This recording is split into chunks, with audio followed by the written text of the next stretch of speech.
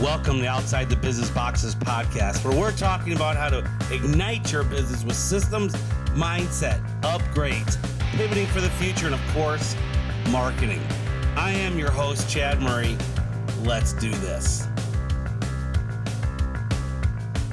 Thank you for coming Outside the Business Boxes podcast. I am Chad Murray, your host today here at Outside the Business Box recording studio.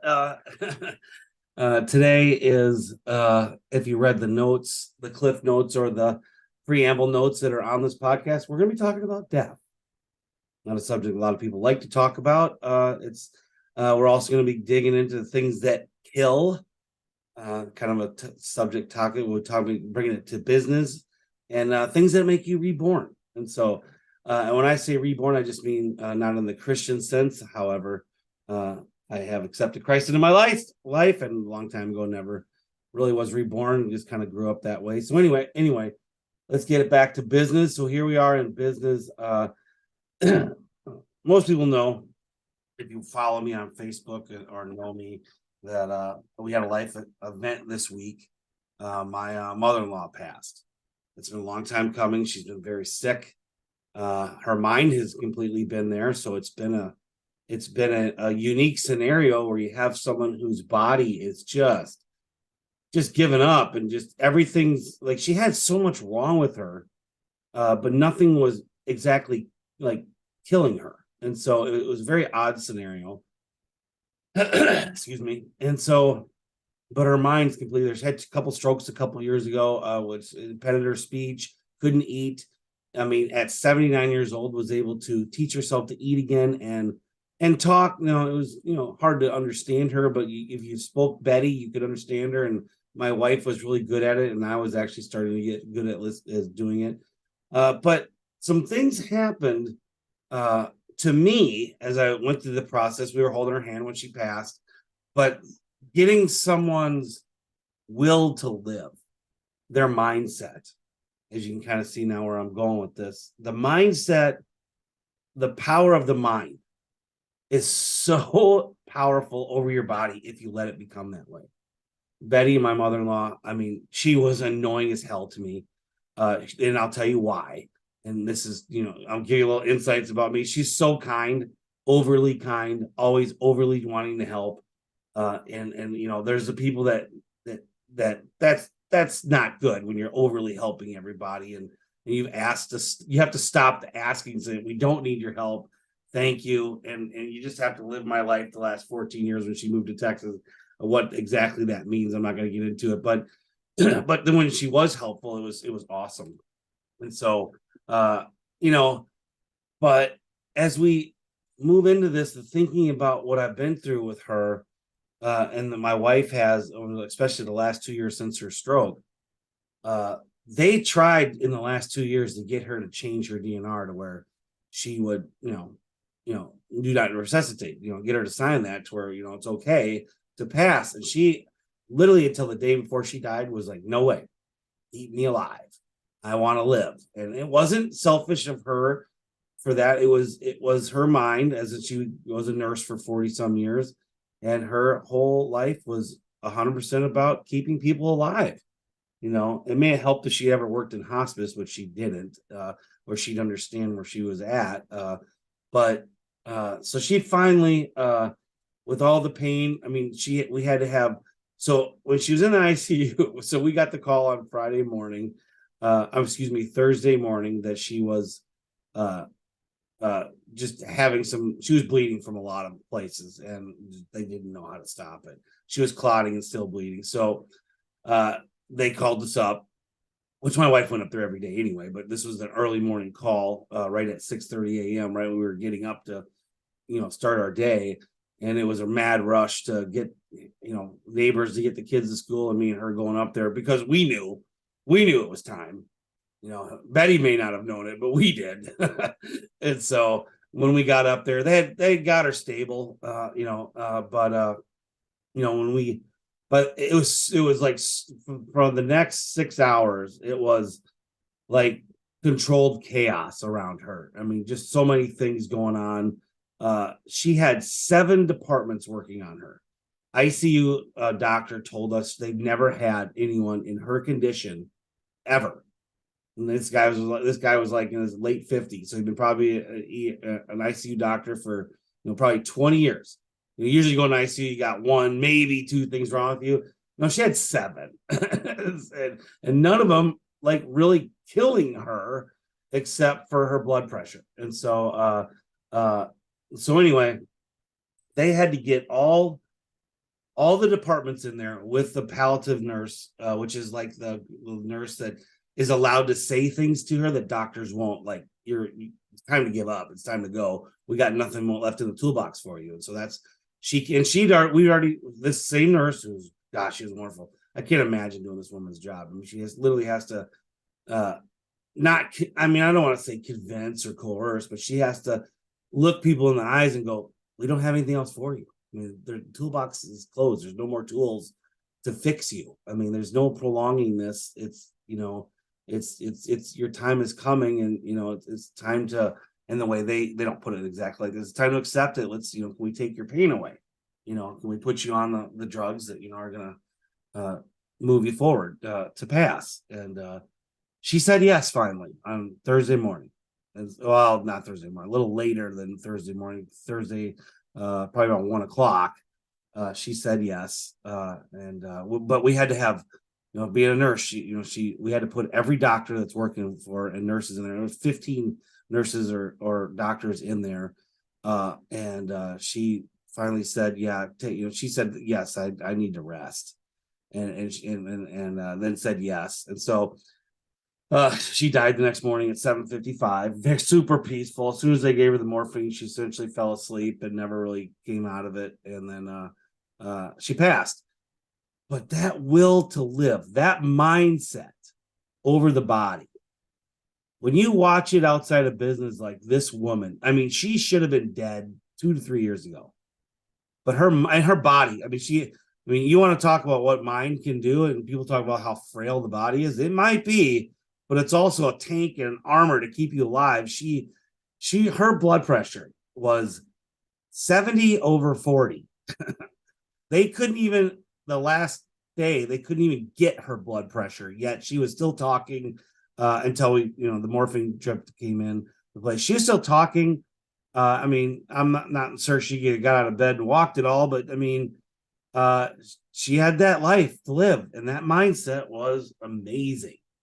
Which was tough for the family, because she's still there, and we got to convince her that it's time to go, because your body, we didn't want her to go through a painful death. So anyway, so mindset. So as we talk about death, is our topic today. It's really just the pivoting point to things that kill a business, and so that's where I'm going to pivot to here. Is the first thing. And there's actually 2 points I have written down in my notes here. The first one is bad mindsets. Well, I have 3 points, but on this topic, things to kill. Bad mindset. What can a bad mindset do for a business? I'm not talking about negativity yet. That's the next bullet point. Let's talk about mindset. If everybody, and let's just take this on an average keel, on your everyday average day. Everybody's mindset is show up to work and work. Okay. Well, there's that. And then of course there's the bad mindset. And then there's the mindset that we all strive for. And if you think about it, the mindset I'm about to talk about, is the mindset that actually is an active thing you must do in your business to keep it going. And that's to have a good leadership continuing role for everybody to become a leader in your business. Everybody, even the new kid, the new guy, the new girl, everybody becoming a leader in their capacity of what they do. If you're teaching someone new, just how to answer the phones, make them the best fourth ring person ever. Make them own that role and make them be the expert in that role. Make them feel like that. And so and then give them all the training and the tools and every day keep with them and talking to them that it's a great day here at Masters if you work for me. Today you're gonna book, 80% of our appointments. That's our goal, and you can do it because you're the best girl that we have in the office. And I only have girls in the call center, so I'll say it like that. But I know a lot of people have guys in the call center that are great. But yeah, so mindset. If you start the day off with everybody's mindset is we're gonna literally make it the best day versus everybody kind of slumpy walking in and just doing their job. But if you add that pep in everybody's step, you're being a leader. There's a million ways to do it. I'm not really here today to talk about all those ways. I mean, I've told the story before how I used to walk into back when my mom and I and my wife all ran the company, how I used to walk into the business just super super concentrated. I mean, but I had bitch face on. I had mean bitch face. I had it. And finally one day my mom I'll tell you what my routine was, and I'll tell you just how I had to switch it just easily. So I'd walk in and I would say hello to the call center because I had to walk through the call center to get to my office. And then I'd put my laptop down and and kind of just get my office in order, which took 30 seconds. And then I walked around the entire 10 or 11,000 square foot facility and said hello to everybody. And I didn't have bitch face then, but that's what I would do. I would, and I would say hello and, anything I can do to help you, say, with your work or, blah, blah, blah, or, and I would also go, you have pictures you didn't put on yesterday. Where are they? And I made sure that I was making everybody accountable every day, in a positive light, but I would also, spring on the little things that we need done, and made sure they did it. And so the way we ran the company at that time, at the size we were, super, super efficient. And everybody did their job and everybody was happy. And but I was walking into the call center and I walked in with this concentrated face and I looked mean. And my mom finally comes in one day. And my mom is super bright, chipper, just always, she's got that aura around her that when you see her, she's smiling. And so I don't have that aura around me. I didn't get that from her. I got my dad, where you look at him. And matter of fact, I just saw a picture of my dad at one of my kids' graduation, and he's in the background and he's like grimacing. And I know he was having a good time. He's just grimacing back there, though, just because that's just our face at times. And I do get, I still to this day, you get asked, is everything okay with you? And I'm like, yeah, why would you think not? And it's like, and then they ask, I get it asked all the time. And it's like, no, I'm fine, man. I'm sorry. Then I have to smile, and so I'm just thinking. When I'm thinking, I just get this, mean face.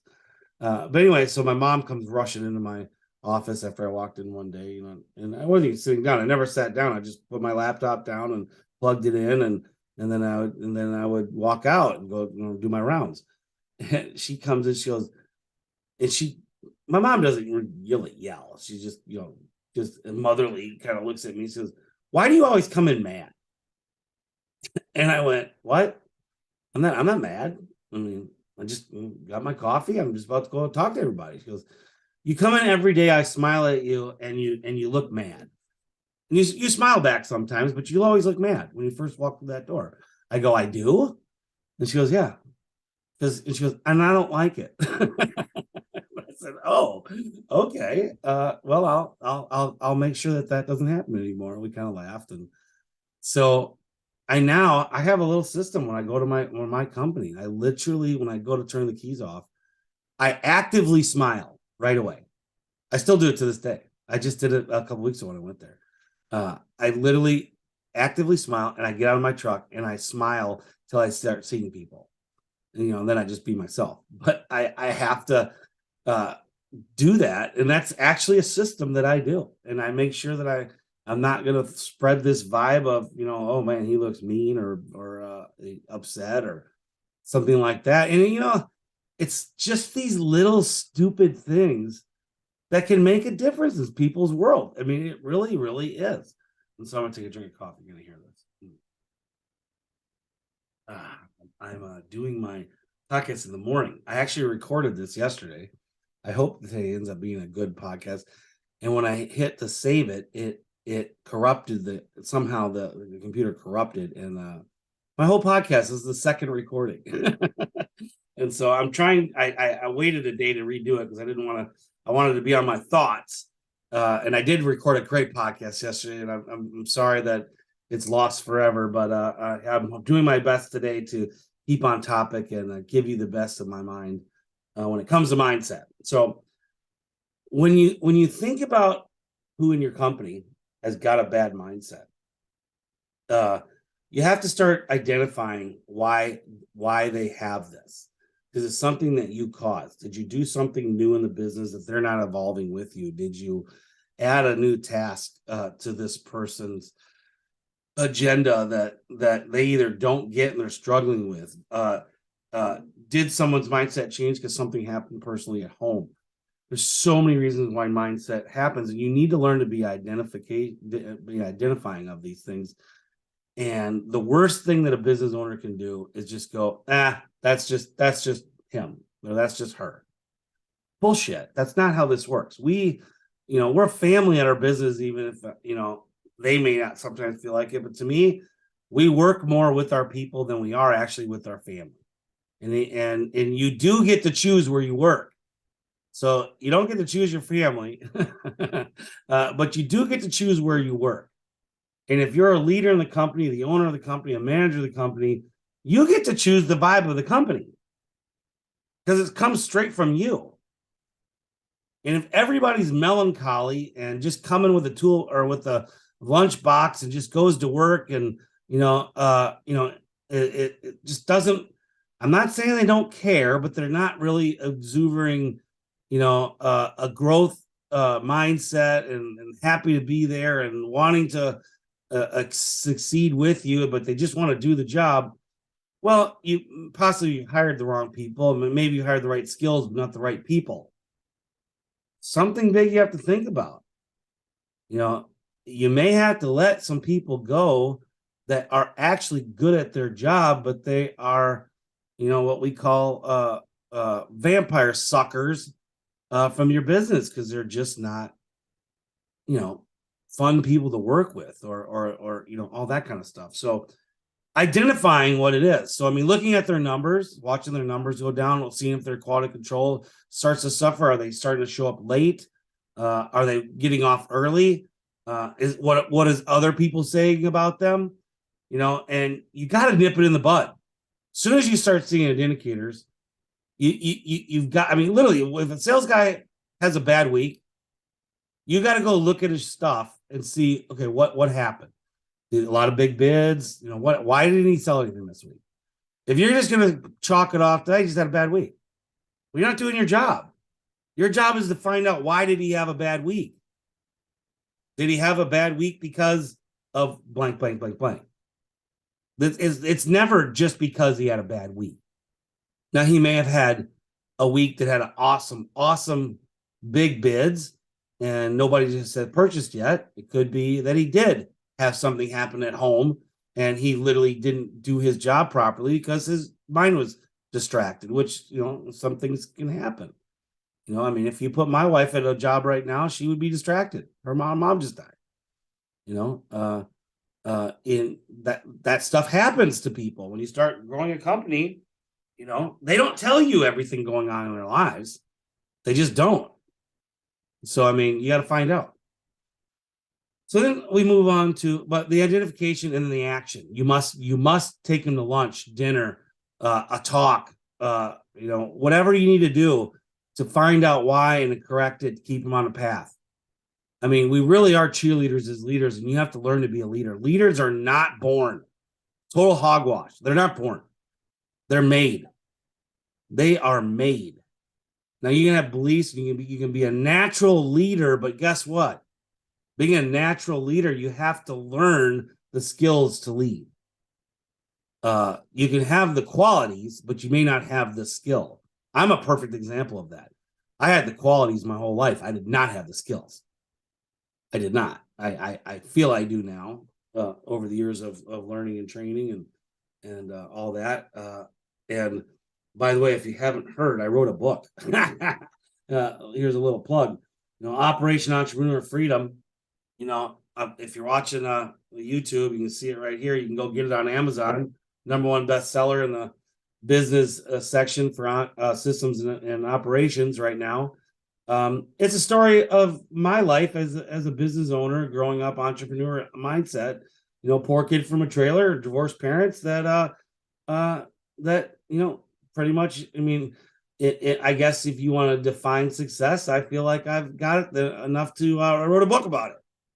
It's got a lot of funny stories. It's got a toolbox kit at some of the end of some of the chapters. It says, after you just read this story or heard it when I recorded the Audible, that here's my toolbox tip takeaways of what you just read and how you relate it to your business. And I hope you have a good read. It's $10, $9.99 on Amazon. If you have Prime, you'll get it like the next day.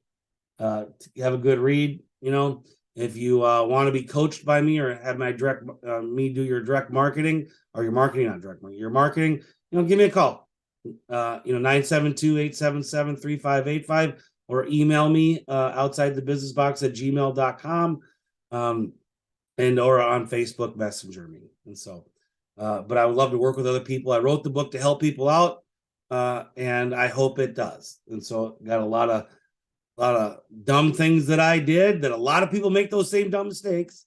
Hopefully by reading it, they won't go down that road and they'll pivot to the right thing because they read about my mistake. And when I get to that fork in the road, they take the right direction for them. And then I got a lot of stuff I did accidentally right with no knowledge of really how to run a business. And so it's an interesting way that I did so many things. Like I do a lot of stuff from traction and a lot of stuff from some of these books that I did and I made it up.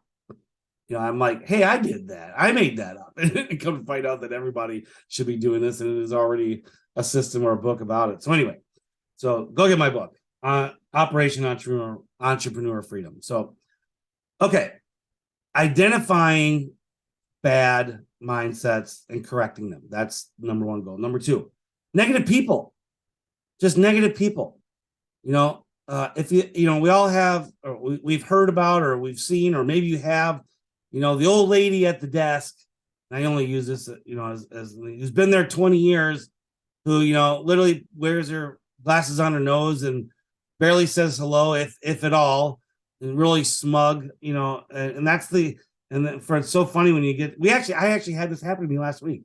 I went somewhere and no, it was actually it was at the hospital. When we went up to the ICU floor, let me get back. Negative mindset, negative people, right? So it's such a detriment to businesses to have these people. You can identify these people. I don't care if they're the old lady that worked with you for 20 years. You need to correct her or get rid of her. There's no need for negativity. It just needs to go. It does not belong in business. And I'm talking about negative things happen. We have to correct them. I'm talking about negative mindset, negative people. Just in general, a negative person. We all have bad days. I'm not talking about that. I'm talking about an actual person who's always negative. They need to go. They shouldn't be here. Get rid of them. You got to have a thing. So anyway, we got the call, like I said, on Thursday morning last week. We went up and we were on the ICU floor. And we had to go ask the lady that as soon as you got off the elevator, she's at the desk, right? And there's 4 wings, 2 going left, 2 going right. The V out, you go to one of these wings to the room, that's hers. So we walk up to her. Now, it's a ghost town. It's just her and us. It's totally done. She's on the computer, and she doesn't even acknowledge us for probably 30 seconds while she's doing what she's doing on the computer, which, by the way, didn't even look like it was work. It looked like she was doing something personal. And then she just kind of looks up at us. And I think she was waiting for us to say something. And she was expecting just for us to spit out, who we were there for. Instead, we were just kind of looking at her, waiting for her to say something. And it's like, why wouldn't you smile? You're on a floor where everyone's dying or possibly dying. And this is the person you put in your to help people that are about to grieve and everything. You have this lady who's like literally melancholy, whatever. I just thought and I don't want to clown or someone who's, shiny from smiling from ear to ear, but I would like some compassion and some in that role. I would consider who's my first person to walk into an ICU unit, who's my first look at is going to help me go to where I'm about to go to possibly, watch my relative or friend die. And so, I mean, and she just, kind of, like, can I help you? Like, says something. And it wasn't really like kind of condescending like that, but it was like, I was taken back right away. I was like, really, lady? I mean, we're here. And I know she doesn't know exactly why we're here, but I mean, she is in the ICU floor. It's not a big hospital. I mean, we're there. I would expect some compassion and got none. And she couldn't find Betty at first. And so, as she couldn't find her, she then started to be a little compassionate, but it's just like, really? I mean, when someone comes off that elevator, I would think she should look up, give a half smile. Can I help you? Or if they look there, she's already seen them, just give them a smile, just some compassion. None of that. It was like working with the post office or the government, I just thought I felt off, wrong person in the wrong position, in my opinion. Go put her on a different floor. But anyway, so yeah, but I mean, hospitals are businesses, even though they don't sure as hell don't run it like that. But to me, I was very taken back, and I can't imagine, we've all gone to that receptionist at a law firm or accountants or doctor's office, that are a dentist, and if you get that person that you can just tell could care less if you're there, you feel that. And then all of a sudden you're going into it, with like, what the hell, so anyway. All right. Things to kill. Too smart for growth. Things that kill businesses. And I think when people over educate themselves to the point of where it's affecting the work, and can't have an open mind about how we can help the customer, I think that's a thing to kill. And I'm not saying this is about my company, but I've been reading and hearing a lot about some other people that I know, not even in the chimney industry. As a matter of fact, though, I brought this up because it's not in the chimney industry, and I know it kind of circumvents that Cody, my guy, is like the king right now of getting all these certifications. And I mean, he's selling great. I mean, he's actually had a little bit of a slump, but I mean, it's because we were gone. We were doing an apartment complex, and I went to conventions. So, I mean, he didn't really have a whole lot of follow-ups to do after we got back. And so, but anyway, no, I've seen some other people, and I've talked to some other people, actually in another industry that they were telling me, there was actually a couple clients that I have in the last month that were telling me how they relied on their business to this one certified technician that held their license. And so they couldn't do business without this person. And the problem with this person, these two people, both AC companies, was that they didn't have the license, and none of the other techs underneath them could carry the license. And the guy that had it was just wanted to keep getting more certifications, and he was it was actually two guys. They wanted to go off and study all this time and take off for studying, and they're like, well, no, you're our commercial guy. We need you on these jobs. These other guys can't do it. And he's like, well, I got to study and stuff like that. And I said to them, I said, listen, guys, you're gonna need to seek out if he's too smart for your growth, and he's gonna keep doing this because he said he does it all the time. He's always got something he's got to do outside of the business for the business, yet it's not really doing anything for the business, really. And so I said, well, you just got to find somebody else. Go find another certified applicator for you, or whatever they're called, and blah, blah, blah. And so, and I kind of got into that back when we had a plumber. We had a plumber that he had just become a master plumber when we hired a plumber. This was 10 years ago. And he had to keep going to these things that he said he had to do for like 2-day things. And I'm like, I'm reading up on everything. You don't have to do this. He goes, oh, we need this. And I'm like, okay. Well, I think he went to this one sewer this one sewer class he had to go to, and I'm like, why? He says, we don't even do sewers. We're an easy plumber that I'm trying to hire you to, or I've hired you on to do more gas work. I don't give a shit about sewer septic shit. And so anyway, and the guy kept getting all these certifications, and finally I put a stop to him. I said, no more. You're just gonna work as a plumber. We're gonna hire another plumber underneath you. That's it. By the way, that guy didn't work out. No longer with us. No, nor was he for very long after that. Oh, coffee in the morning. All right. So identification, know your limits. Negative people have got to go away. You got to change mindsets. If you can't do all these things, you have to kill it.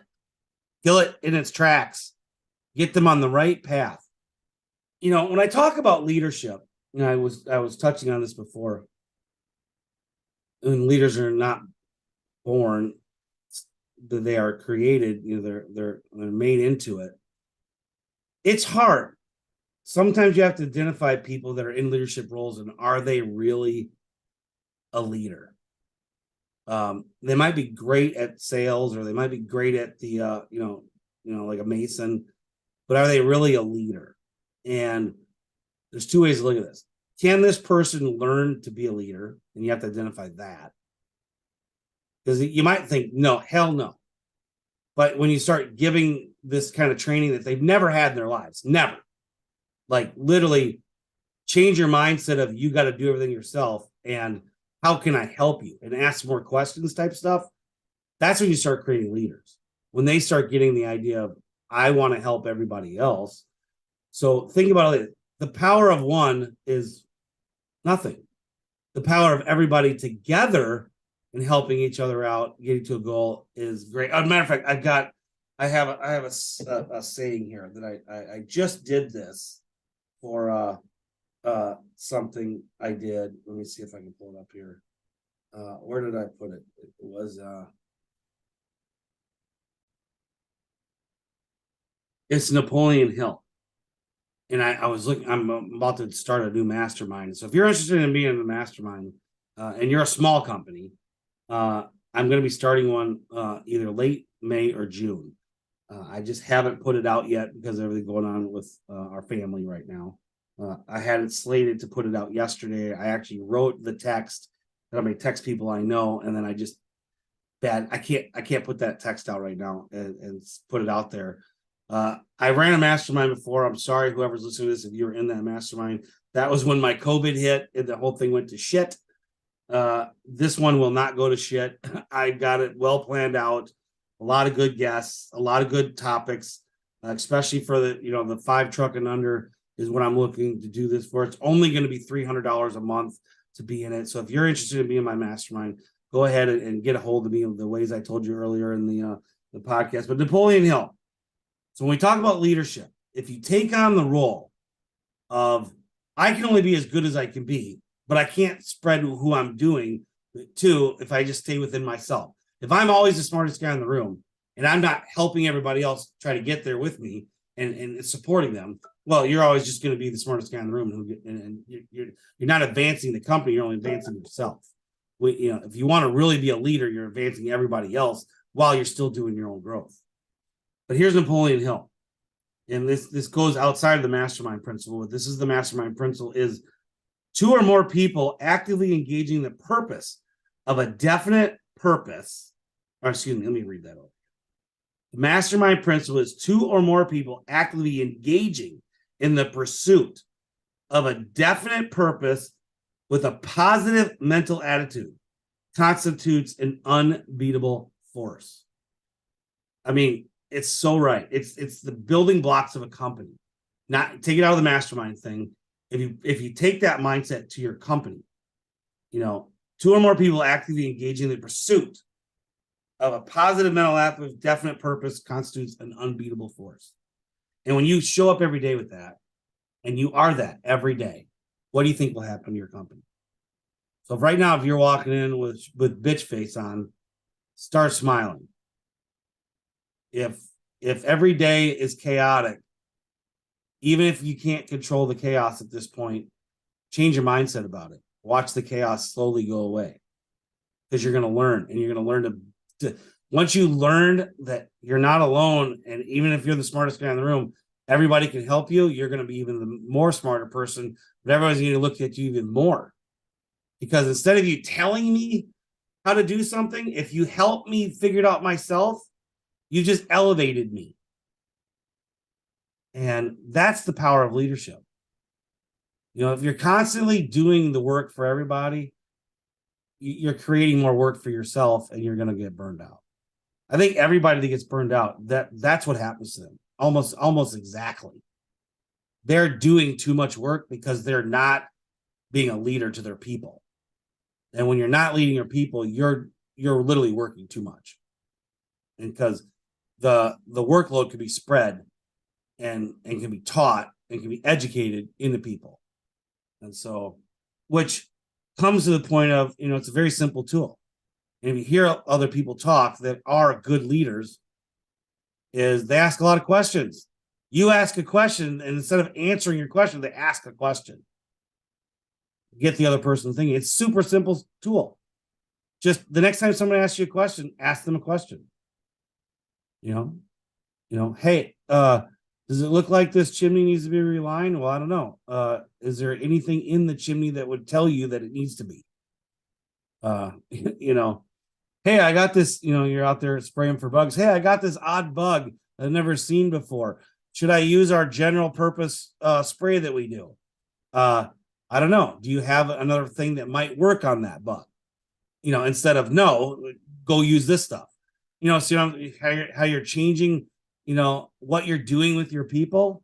And it really does help when you ask more questions, because you're training them to think for themselves to get to the right answer. And I'm not saying that, you know, you don't have to answer the question at times. You will. But if you don't answer it first, if you try to ask the question first, you might find that they're going to find the solution. And all of a sudden, now they don't have to call you back for that, because they just figured out how to get to that solution. And that's powerful. That's being a leader, you know. And so, all right, things that can make you feel reborn. Accept change. The old ways are out. The new ways are coming in. They may not be the right way, but we're going to keep pivoting, which is what this series of podcasts are about here recently, and going to continue, is this exact thing. Embrace the suck. Change is coming. If you want to scale and you want to be like my company, 4.5 million to 7 million in less than 2 years, embrace the suck. Things are going to suck. But if you go in there with the right mindset and you're not negative, you know, we're coming around with this. See this? You've educated yourself enough to educate everybody else. Now all of a sudden, change doesn't suck as bad, because everybody's on board with the right mindset. There's no negative people, and the smart people are helping out everyone to get there. See where I went with that? You know, sometimes I have some little enlightenment. Patting myself on the back. Maybe I shouldn't do that. So anyway, accept pivoting, because when you accept it, it's easier to do it. You might do it wrong. My whole book's about how I did it wrong a lot, but you know, I still got to where I am, and I'm happy with where I'm at. And I think most people envy me to where I'm at, to where I don't have to coach anybody if I don't want to. I don't need my digital marketing company. I could literally stop all my new businesses and just let Masters pay my bills, and I would still have everything I have right now. Everything. Still wouldn't change my habits on purchasing, wouldn't change my habits on what I can buy. I mean, that extra stuff I do is because I'm driven to continue being an entrepreneur and build businesses that I can eventually walk away from, and I have assets. That's my asset way of building my life. And I've accepted change. I've always accepted change. I've looked at change in my whole life, pivoting as a business owner. And that's what not only my book is about, that's my way to go. If you come to work for me, you better get ready to pivot. And we are in a big pivot right now. And I love it. And there's going to be some big changes. And I'm pretty sure that most people are on our boat going to be rowing. But if some people decide they don't want to touch the oars and don't want to row with us, hey, it is what it is. We'll move on. If my business can run without me, there's not a soul in that business that can't run without them too. We will figure it out. No, I don't. I mean, that's another thing. That's something. So you want to talk about this? That's a big mindset shift that I've never had to shift. I've always had that. I don't like when some people quit. I wouldn't want John or Cody or Brian or David to quit me or Rory. But if they did, guess what? Adios, amigos. I'll figure it out. No big deal. I have that mentality. And I think it's been lost a little bit at my company. And I think my new CEO is about to bring it back. We don't need you if you're not rowing our way. We're rowing downstream, not upstream. If you're gonna row against us, then we're kicking you out of the boat. And by the way, we had nobody that we see right now that are rowing the opposite way.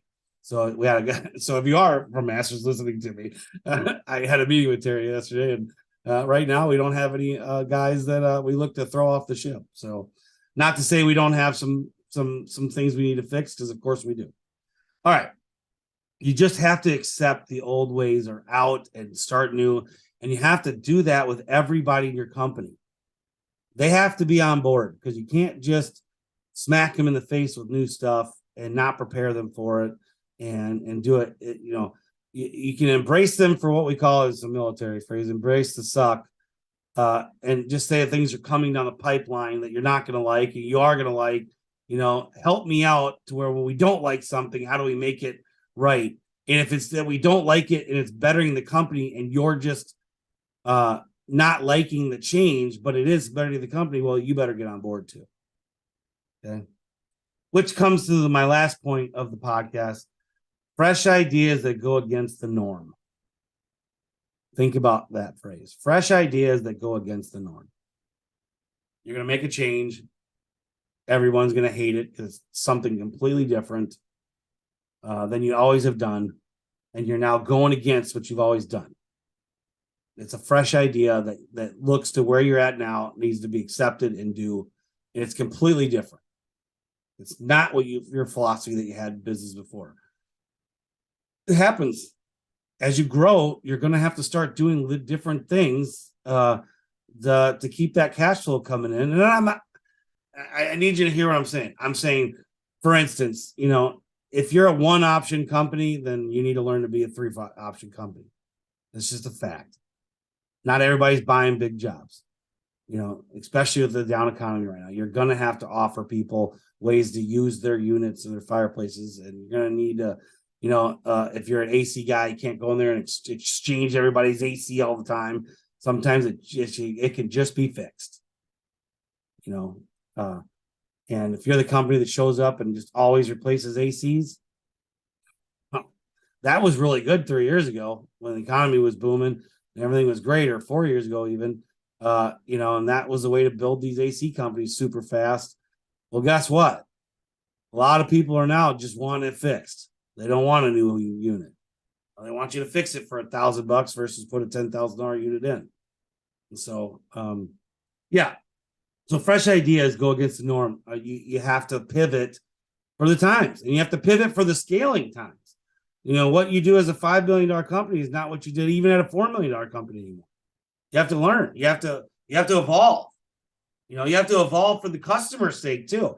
So, when we made the change to getting all of the certification and education, we kind of went down the our way, the highway thing. And I've introduced it to our company and on a meeting not long ago, which took some resistance from the guys, that we're going to have to start coming up with options. We are going to have to be an option company because you can't grow and expect everybody just to pay $20,000 to $50,000 for rebuilds when we could just reline it and get out of there and do some minor stuff to get things to where for less than 10 or maybe even 5 or 6. Just it is what it is. I'd rather have a closing percentage of 60% and doing over 100,000 than getting one job for 40,000 a week and then a bunch of little smaller jobs and only do 60,000. I'd rather do the 100. And I think the customers would rather have the options of what they could do to get their fireplace to work. So, that's just kind of what's going on in my company a little bit right now. So anyway, guys, that is my time. Kevin Russell's Warrior Horse charity. I'm a donor for that every month now. If you can go to Warrior Horse online, or you can go to it on Facebook, donate. He helps veterans with suicide, and he's actually expanded that pretty much, I think, anyone that does suicide. Connects it with a horse, something that I've been seeking to find, something that actually help vets, but not just vets. I wanted to help anybody with this, and I really love the idea of helping them out and go from there. So Warrior Horse, give them a donation, and that's my time. So we will see you on the flip side.